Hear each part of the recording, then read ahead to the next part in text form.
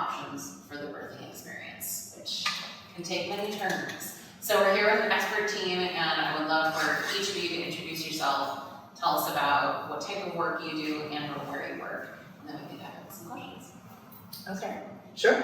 I'm Sara Howard. I'm a licensed midwife and a lactation consultant. I have a home birth practice here in LA, and then I also work in a team practice based in a hospital. So yeah, and I myself have 4 children. I had 2 sets of twins, both born surgically, and that's a long story for another time. But yeah. Amazing. 2 sets of twins. I bet you Yeah. have some jaws dropping every time you say that. I'm Willie, Larson. I am a doula, labor and delivery nurse, student nurse midwife, and Clancy and I have a business together called Pregnancy Pathways that she'll tell us more about. And I'm in school to be a nurse midwife right now, and I'm currently pregnant with my first child. And so experiencing pregnancy as a professional is a really interesting field trip. Yes. Congrats. And I'm Clancy McCarty. I'm also a doula, a labor and delivery nurse, and a student nurse midwife at the same program, Frontier Nursing University. I'm a new mom of a 7-month-old baby that I had at home. And then I used to be a documentary filmmaker, and I worked for a maternal health advocacy organization for over a decade called Every Mother Counts. And that inspired me to then become a birth worker. And then we have this consulting company called Pregnancy Pathways, and we help people navigate their pregnancies in terms of finding out who to hire for their birth teams, where to deliver, different options for different birth settings, we provide childbirth education, we just provide insight into what it's like to give birth here in LA. Awesome. Well, we're so glad you're here. I'm a mother of 2, so I've been through this experience twice. And I think there's so many different options that people have, especially in today's information overload. Can you talk us through high level, and then we'll drill down a little bit deeper on all those? What sorts of options do people have for what type of birthing experience and setting they want to have a child in? Clancy, you want to take it? Sure. So this is a conversation that unfortunately is one that is specific to state by state, city by city. So depending on where you live in the United States, you should have access to either a nurse midwife, a certified professional midwife, a doula, an OBGYN, lactation consultants, postpartum doulas, and of course the hospital sends even more for your team. Where we are in Los Angeles, that is essentially what our options are. We just don't have every hospital that supports all those options. I would say that a more typical birth in LA is with an OBGYN. Now more people have doulas, but we do have a great community of midwives who work both in home birth and birth center practices, although we do have birth centers that continue to close, so that becomes more limiting. And there are some hospitals employ midwives, nurse midwives in their staff, and then there are some very few private practice midwives that deliver in the hospital, and then you have Sara's team, which is pretty awesome and also rare, where you can get care with her and also in the hospital setting. Tell us a little bit more about that. Oh, yeah. Well, I mean, I work with 2 obstetricians who both were trained by and with midwives, so they have a lot of, midwives are normal to them. They're really part of the team. And so I do a third, all of our clients do a third of their prenatal care with me. And then I do, like I said, I do home births. So the doctors do the births in the hospital. I don't do hospital deliveries myself. But, you know, in this model, more clients are having access to the framework of midwifery. So when you talk about what midwifery is, it's both a profession, but it's also a philosophy. And so we sort of see pregnancy and birth and the time sort of around reproduction and sexuality as normal. These are normal things that happen to our bodies. And so as experts in normal, it's a little different than how a doctor looks at a pregnancy or an annual exam, right? Because they're a surgeon. And so anytime where you're working with these professionals, you're getting their lens. And so having us work together in a lot of ways is really ideal, I think. So that's kind of the model that we're trying to work from. And how have people been responding to it? It's great. I mean, I think people really enjoy it. They get a little bit of everything. We have a MD, we have a DO, and those are different kinds of doctors, and so as well. And so we have two of their perspectives and then mine. And so I think people really enjoy it. Let's talk about establishing a team. So I think it's important when you are going into, I think before you can think about what kind of team you want, it's important to kind of start to think about which of these pathways, to use the name of your business, is right or feels right for you. And rooted in that is a conversation we were having earlier, which is what makes you feel safe. So I'm wondering if you can kind of speak to different ways that people can feel safe when they're kind of thinking about what the best birthing situation would be for them. Yeah, absolutely. I can start. So safety looks different for everyone. We all have different ideas of what the right way to, feel comfortable in such a wild experience is. And so I know for myself, like what I'm planning on doing is having a home birth. I do love hospitals though and appreciate them, and they're incredible and they save lives, and I see how so many people feel really safe in a hospital setting, knowing that in an emergency, the OR is right there, that every doctor you could ever want is right there. And so I get how that feels really safe for some people. I think for me, because I had that education and knowledge of the hospital system, I was like, okay, I think that if I'm having a normal pregnancy, I know how it goes. I know the flow of birth for the most part, and I'm gonna do this at home, but I do know that in an emergency, if I had to transfer to a hospital, then we have a plan there that's set for that. Also, birth centers are such a great option because they do make it similar to home birth, but to leave your home and go to a center can make people just like mentally feel like it's a safer environment, and that is really important to consider as well. Safety, I think, looks different, and the majority of births in this country are in the hospital. So that is where most people feel safe. But it is important that people, dig deep and figure out what does safety mean to them, what does that look like, what is the kind of support that's gonna feel the best, and go from there. And there are lots of different ways. Yeah, I'm just gonna add to that. And I think, unfortunately, our maternity system in the US has created kind of maybe a skewed perception of what is safe in pregnancy and childbirth. And so our idea of the more kind of conventional birth of OBGYN in a hospital and all these interventions have become the norm. And in fact, they're not necessarily needing to be the norm. So I think what, in terms of safety is like really going in and educating ourselves on what your options are in your city and seeing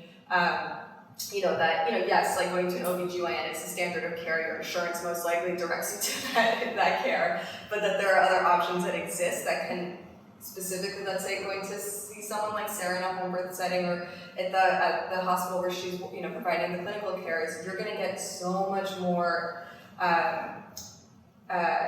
so much more like holistic care that will help kind of meet you in other areas that would make you feel safe. For instance, what's going on in your relationship with your partner?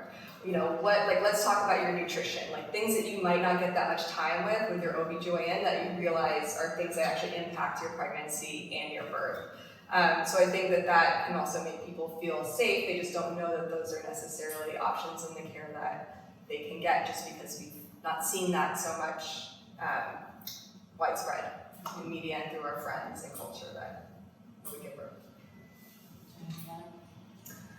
Yeah, well, I think, it's a unique environment in Los Angeles, but I think, even if you are, let's say you kind of go through all these scenarios and you go through all the options and you really feel like, okay, I feel most comfortable in the hospital, I feel best just knowing that that's where I want to be.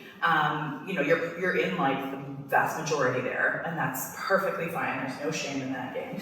I think it's also just really important to think about like, what is that environment like, and what is going to help you to have sort of your most loving experience, for lack of a better word. That, like, you know, birth is a process where it's long. It takes a long time for most people, and it is really exhausting for most people, and including your partner, if you're lucky to have one, you know, and they don't get all the endorphins and all the other stuff that the birthing person gets. So, you know, assembling a team is so essential, I think, and why I really wanted to be here today. You know, having a doula, for me, I was already a midwife when I had my kids, and I would say that the most important person besides my partner was the doula in terms of shaping my experience. And that was because she was there for so much of the lead-in. She knew what I was hoping to have happen during my birth and not have happen, and she didn't speak for me, but she helped us advocate for ourselves. And I think we are living in a time where, we have really the worst maternal mortality in the developed world, in this country, and that's shocking because we spend the most money on it. And so being an advocate for yourself, that also is a lot of privilege in that, I would say. Like, this whole conversation has a lot of privilege in it, but there are so many more options now when it comes to finding a doula at so many price points. There's community-based organizations now and doulas, you know, who are training and incredibly eager. And so it's just, you know, digging into some of these options so that you can know that you've assembled a group of folks who kind of understand what you're hoping for and then can help you advocate for yourself along the way. I think that's really well said. One of the, in my experience, two of the best decisions I made was a doula to help me with the birthing experience and then postpartum doulas, which we can talk about later. But for me, it was nice to have someone who was neutral because my partner felt like someone I needed to emotionally take care of, which is part of the reason I went in partnership for a hospital setting, because I was like, I just knew that if I was at home, I'd be like, I would totally be worried about him instead of myself, which is crazy, I know. But anyway, not crazy, totally fair. Having a doula there helped me actually somewhere where I was like, I'm actually gravitating towards you more than I'm my partner. Sorry, pal, I love you. But it's because there was this connection with her, both as woman to woman in our situation, but also someone that felt neutral. I didn't have a personal relationship with her. She wasn't hospital staff. And I think there's something really important about building a team that has some sort of neutrality that's really focused on you. What kind of questions should people be asking themselves or doulas when they're thinking about bringing someone on to help them? I mean, my favorite question is, can you poop in front of this person? Yeah. Frankly, you know, is this someone you could have a really bad stomach bug with, and you could handle her voice? You know, you might actually want her to be there. It's a real thing, you know. It's somebody who makes you feel like, oh, okay, yeah, I can listen to her. Because a lot of times people don't want to listen to their partners, right? Like, you don't know anything, you know, I don't know what, no way. Or, you know, are they okay? I can't even look at them, I don't know if they're okay, I can't think about them. And so, I think just could you go through a really intense experience with this person? Okay. Sometimes that is somebody that you actually don't really have a relationship with, you know, there's no baggage that comes with that. Totally. And I also think kind of what I always tell people when I had to go through with my own pregnancy and birth experience is I needed to see what are the immediate resources in my life that could support me in this journey. So it's what can my partner actually provide? What can my parents actually provide? My brother, you know, my friends, my community, and what are the missing pieces in that? So can somebody, you know, give me a physical comfort? I need to have massage during labor is what I would have done. I want to be touched. I want someone to help, you know, manage the pain that way. Do I see that person being capable of doing that in my family, or do I hire someone who's got a little bit more a gentle touch that I would like? Or nutrition, I was I don't trust anyone in my family to provide meals for me. My dad's a chef, and I was can you please meal prep for me? And he's just go buy it. And I was what? So it's you know, just finding someone that I knew I can't rely on my husband to, you know, do that for me. So it's kind of filling in the gaps. And there's so many doulas and so many people who work in that sphere who have their little kind of like niche thing that they are able to offer, which I think is also great. Mm-hmm. But like Sara said, continue support no matter who that person necessarily is.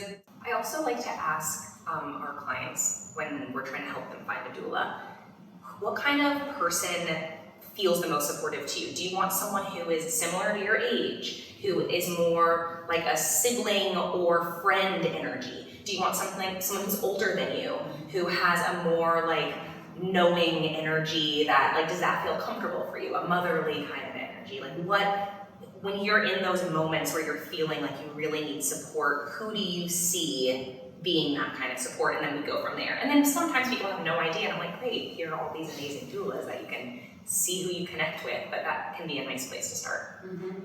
I think those are all great points, and I think another thing is how one experiences pain, kind of going on, pulling on your thread a little bit. My husband always says I'm like a cat, like if I'm in pain or I'm sick or I'm like stressed, I'm like, just go by myself in the corner and I don't talk to anyone. That's exactly what it was like when I was in labor. But then some people, like when I see photos, like people want to have a birth where there's like their whole family around them, and that feels really good to them, and I think that's great. But knowing that ahead of time, or at least thinking about that, get help when you're making that decision and not by someone. Yeah, and I think also knowing who your partner is, right? Like, so, you know, if you have a partner, I think our cultural expectations, we were talking a little bit about expectations earlier, like are so unreasonable for partners. You know, the partner is going through a birth. They're also having a birth. And yes, their physical body is not going to be in pain. Well, it might be. A lot of times I give them ibuprofen when I leave too.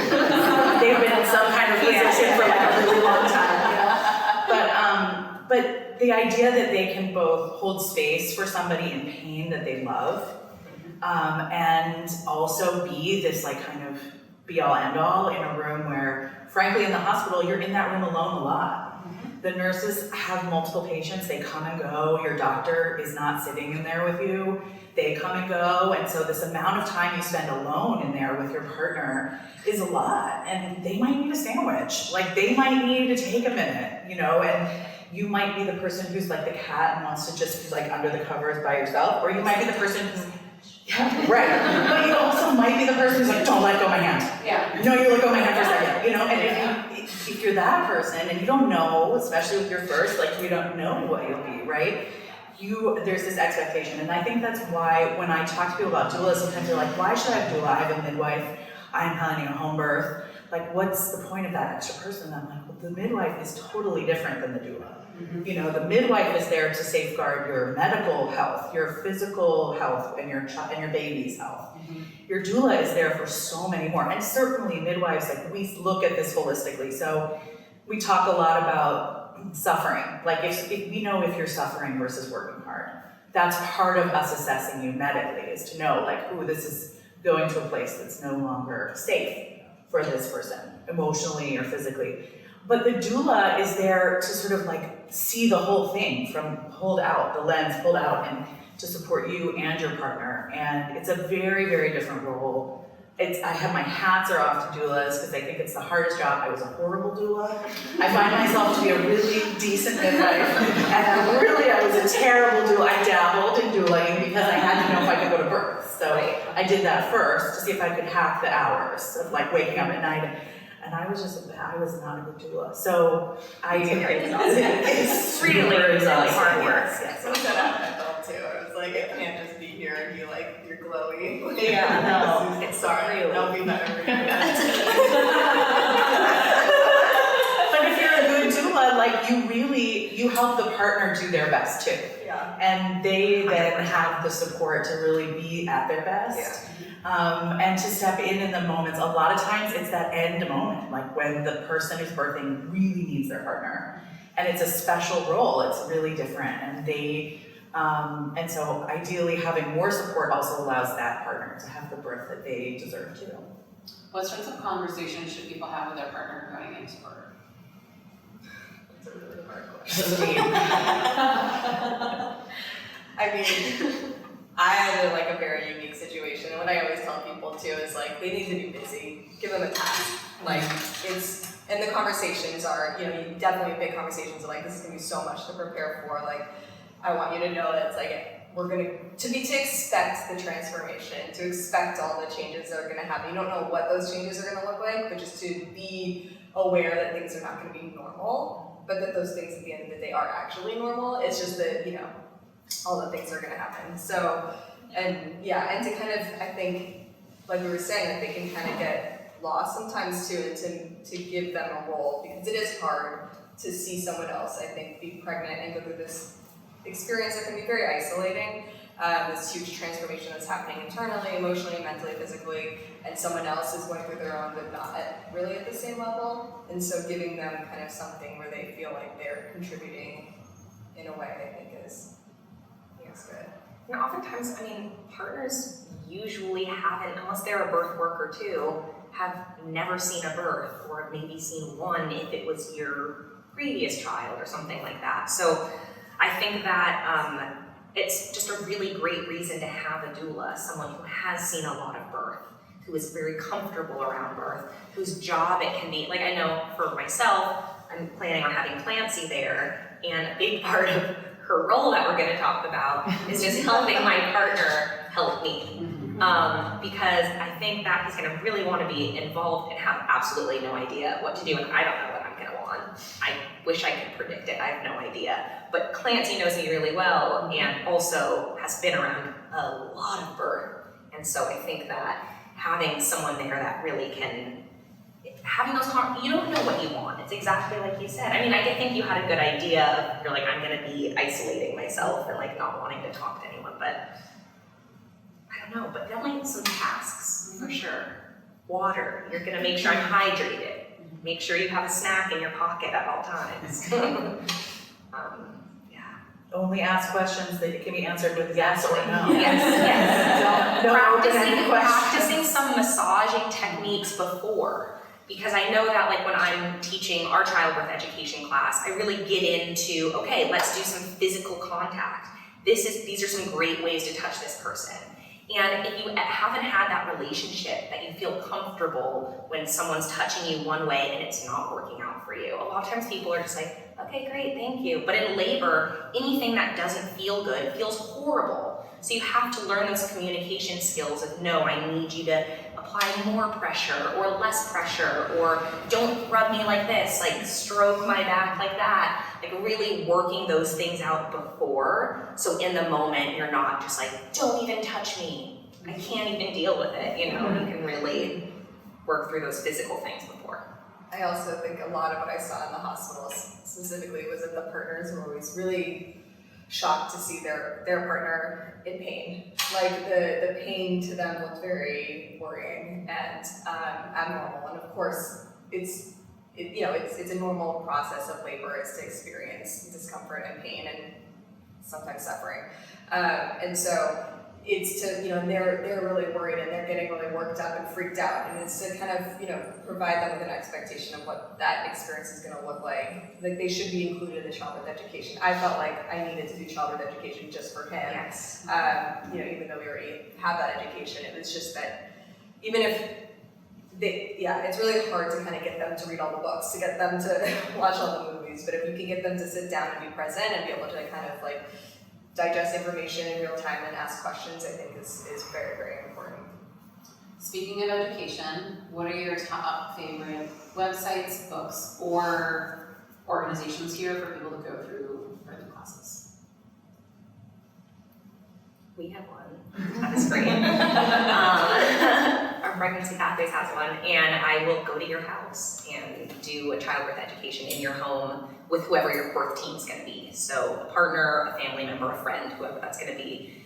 We do it all together. It can be split up over a few days, and it covers every kind of experience that you could have, from like if you're having a home birth center, birthing at a hospital, if you want medication, if you don't, if you have no idea, and what a C-section can look like if you're planning one or if you're not planning one, so that you don't just go in only with the framework of like, this is what an unmedicated birth is going to be like, and then you don't really know what all the other things that could happen, especially if you're going into a hospital. So I love our class. I think we offer a good perspective, and that's just we totally but because we work as high-risk labor and delivery nurses in a high-risk setting, so we've seen, basically anything that can happen. And then we also received at that hospital a lot of home birth and birth center transfers. So, and then we, ourselves have been in home births. And so we have a good kind of breadth of all the different things that can happen.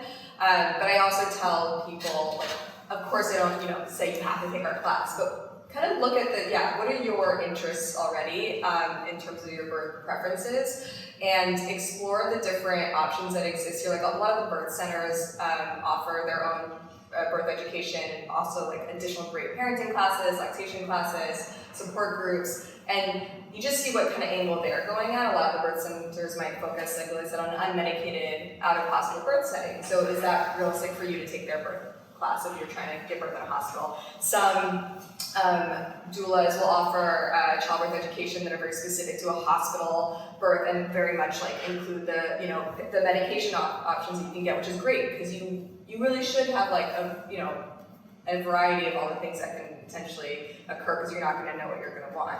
So do you want a doula teaching you? Do you want a nurse teaching you? Do you want a midwife teaching you? It's just kind of seeing what's out there. But I think the birth center is always a great place to start. Places like Loom and reproductive health centers like that are great to look into as well. And a lot of these places have moved online, so they can be done at your own convenience at home as well.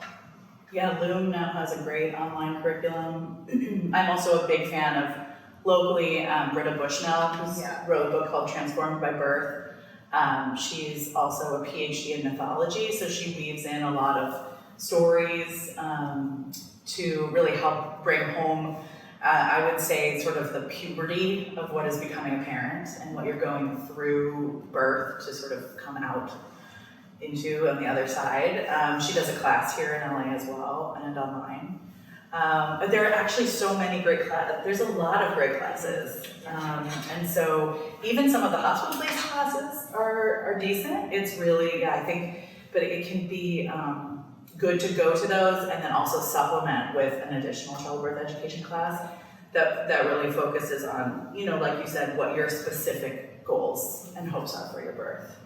It feels like 10 years ago, the only option was to drink coffee out of a styrofoam cup in like the back windowless room of your hospital, and now there's all these resources available. So I appreciate that, and I appreciate that both of you started your own course. We have just a few more minutes, then I'll take some questions. Let's talk about the pre-birth jitters. Like, what do you suggest people do to mentally prepare and kind of acknowledge that those are very normal feelings?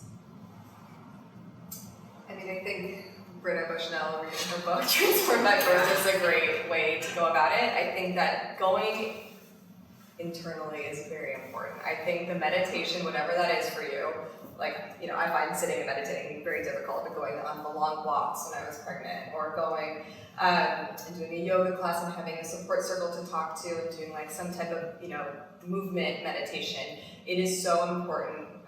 It is such a physical and mental transformation, the whole experience of pregnancy and birth and postpartum, and showing up in, I think, labor and not having done any kind of work on how your mental and your physical connects is going to make it a very difficult birth experience. I think movement is just very important in getting your brain to kind of just chill and relax, because when that contraction comes and you're just, or whatever experience, going into the OR, if that was, scheduled for you, or any, thing is, can occur, is that you just have to go and try and calm yourself. And meditation, like whatever that is really going to be the best thing for you.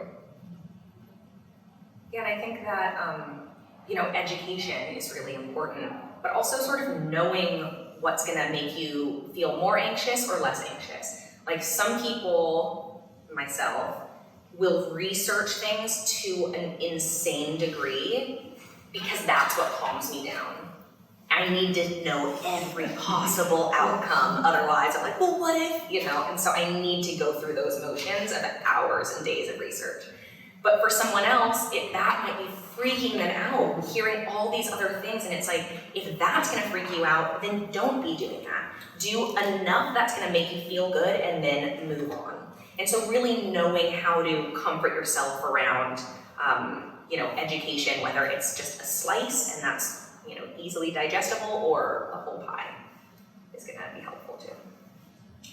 Yeah, I think that's so it. It's kind of knowing yourself and how you get comfort. Do you get it from information? Do you get it from kind of tuning out all of the other voices and tuning in? When in doubt, you can always go watch birth videos of animals. I love to watch animals giving birth because I feel like it really just reminds you like, oh yeah, right, we are mammals. Like we are so here in our thinking brains, and that's what makes us special as humans, right? But ultimately, in those moments, you're gonna kind of get out.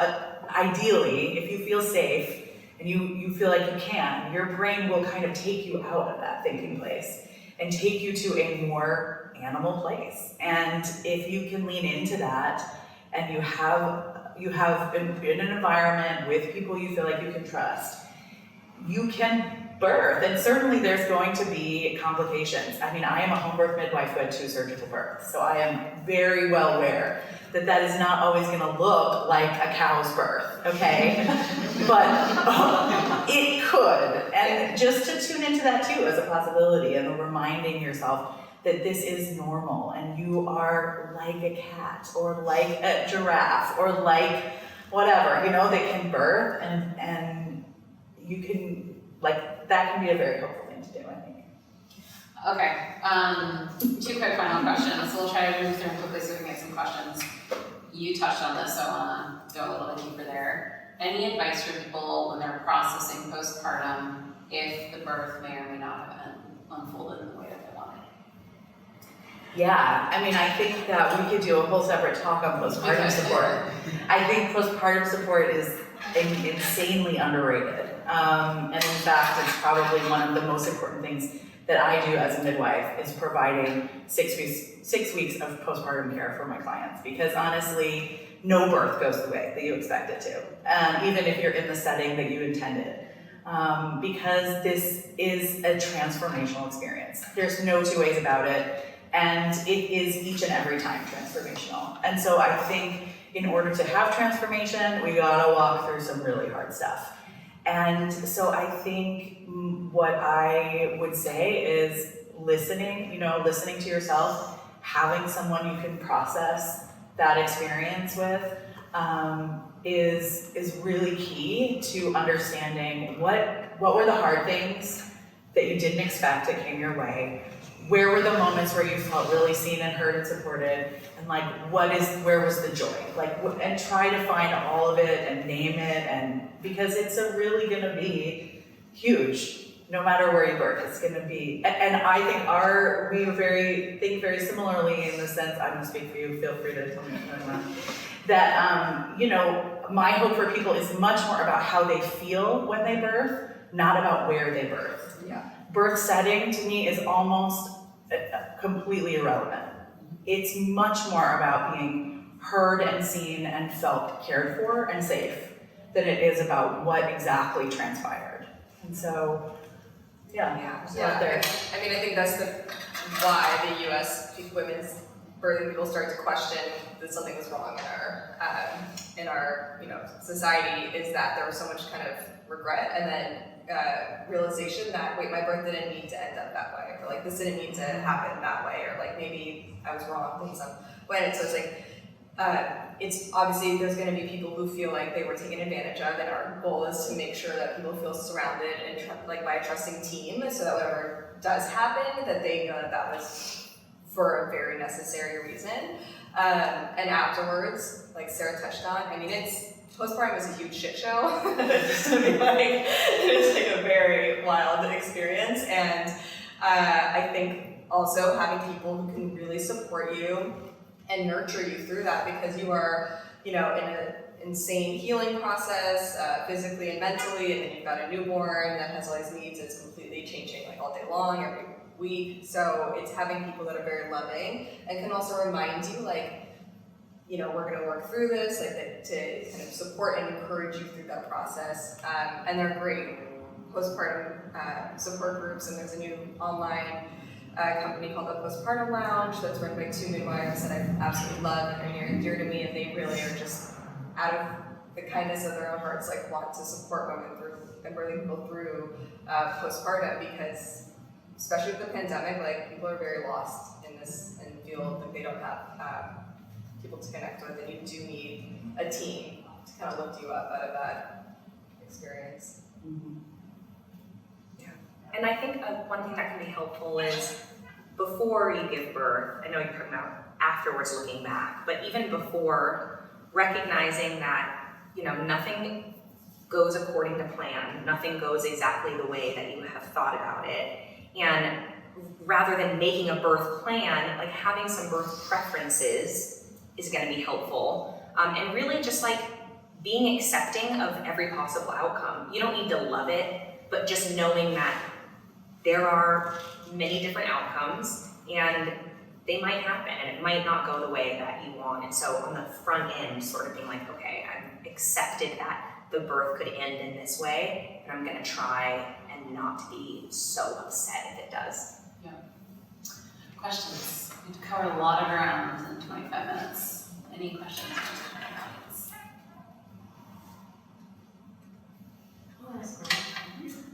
This might be a little bit off topic, but do you ever do water births, or can you touch on like what the advantages of that would be? So the buoyancy of the water can kind of take away some of the pressure and the pain. Virtually all of the clients I work with will labor in water, at least at some point, in home birth settings. We're really trying, I think collectively in the midwifery world, trying to get more of that option in hospitals too, because water is just for so many of us, right? Like bad day shower, hard day bath, like just there's a way in which you can go to that quiet place. And there is really good research about the safety of water birth.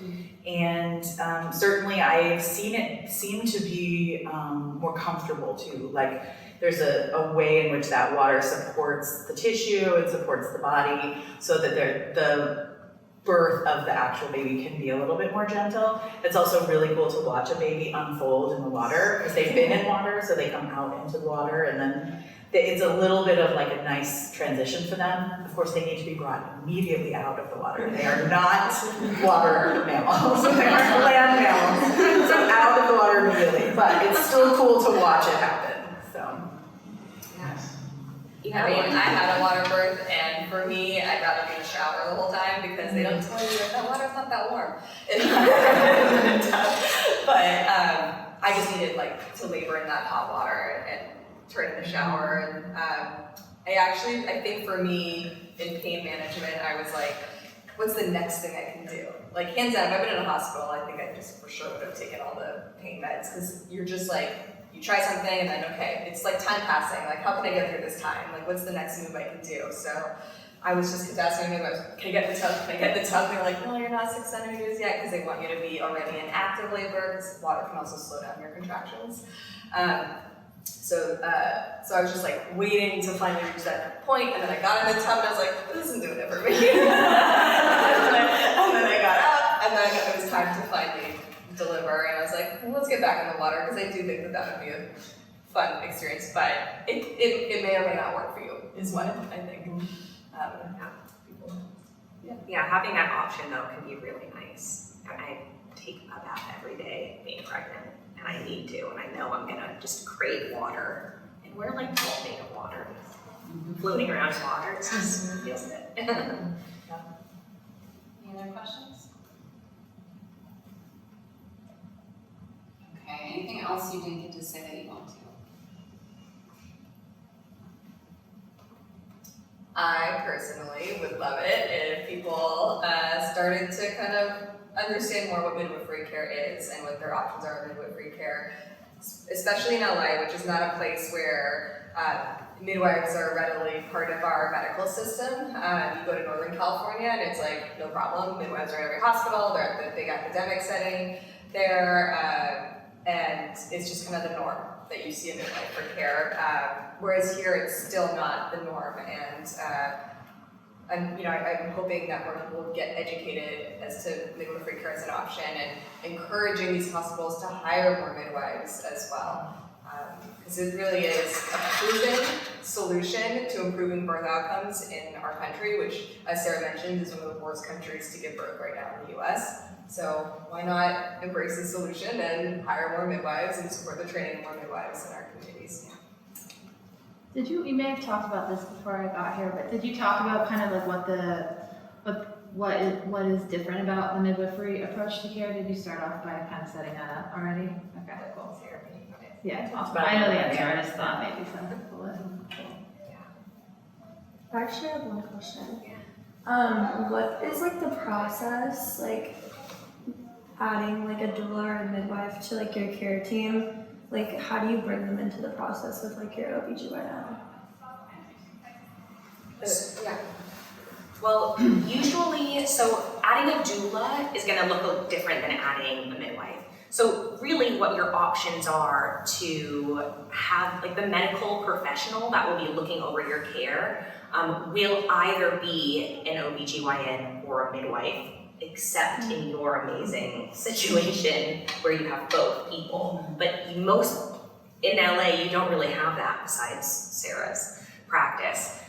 So you usually have to pick one or the other. And sometimes it can change. If you're having a very normal pregnancy, then you can usually stay with a midwife. But if your pregnancy becomes high risk, which sometimes it can be, then you will usually have to transfer to obstetric care. With a doula though, doulas you can have no matter who your provider is gonna be, because doulas aren't medical professionals, but they're experts in emotional and physical and informational support. So they are able to supplement any kind of birth that you're having with whoever the provider is gonna be. Yeah. It'd be really bizarre if you were, so you hire your doula independently. Some hospitals, I don't think in LA though, some hospitals in other areas do have in-hospital doula programs, so you can go there and they'll assign a doula to be with you. Because your nurses come and go, they're there for 12-hour shifts, your doctor's not gonna be there until usually to say hi in the beginning and then come back and catch the baby, and so the nurses are constantly updating them on the phone.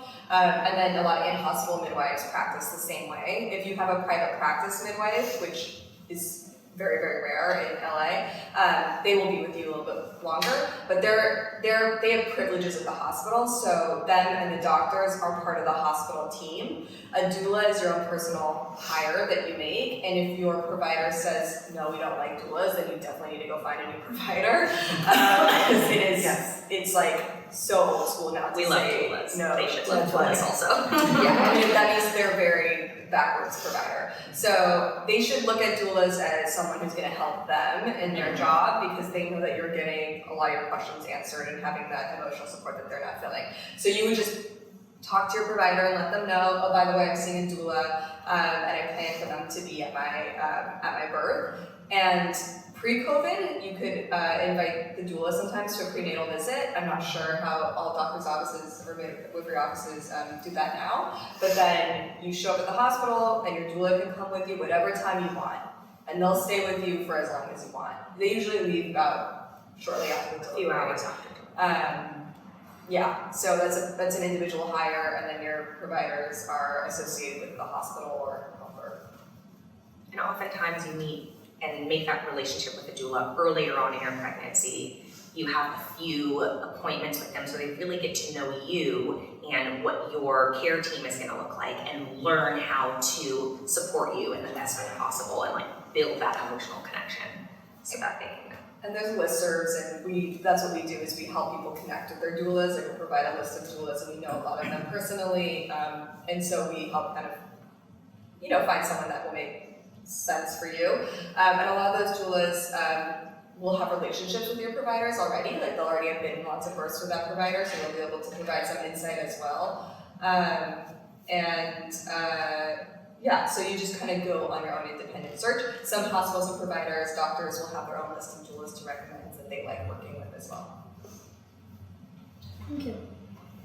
Sure, actually I thought of something. So I know you said doulas, like once you have birth, once you're going to go through birth, the doulas aren't really there. I know you mentioned there's like postpartum midwives. I was just thinking, my best friend actually had a couple of days ago a baby in LA and had a C-section and was expressing to me that her husband needed to go home. She was feeling stressed because to feed the baby, she didn't know if the nurses would come or not. Who would be someone who would be be there at that time? Would that be a midwife, or is that you just have to depend on the nurses at that point, in your experience? Yeah, in the hospital setting, you have to rely on, especially in COVID, it used to be that you could have a friend or your mom come in if your partner had to go home, but right now with COVID, it's really tricky. A lot of places are allowing to support people, so at least, another person could come in at that time. Most people, even if they've had a surgical birth, are gonna go home by day 3. Yeah. And so it's really then when the rubber meets the road in terms of the postpartum support. In the hospital, they are obligated to make sure your baby doesn't fall and to make sure that you're supported. So if you do need somebody to bring you your baby, that will happen for her. But at home, you go home and it takes 6 weeks at least for your uterus to get back to its pre-pregnancy size.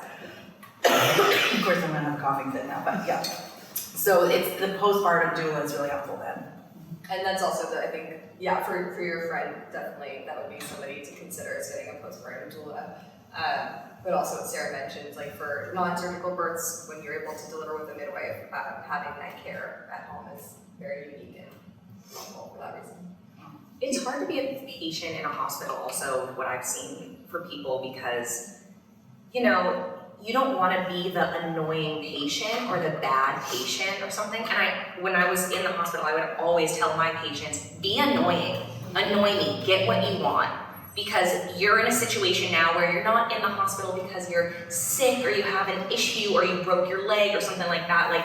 You're going through a wild transformation and you need a lot of things. And I'm busy, but my whole job is to help you. So bug me, call me into the room, hit your call light, tell me to come back and bring you some more ice in your water. I don't care. Really get everything that you need. It's really hard for people to get into that mindset of they just left, I need another thing right now. I don't want to annoy them, they're so busy, but really be an annoying patient, it's fine. Willie's such a good nurse. Yeah, seriously. Yeah. I was gonna apologize for getting that call. I'm on it the whole 2 days. Well, thank you so much to all 3 of you, both for spending your time here with us in the virtual community, but also just for the work they do, because it's incredible, and birth is an incredible transformation, and you help facilitate that in ways that are really special and kind of forward-thinking, but also using the best from, to your point, what we've been doing for a really long time. So thank you to all 3 of you, and thanks to everyone for showing up.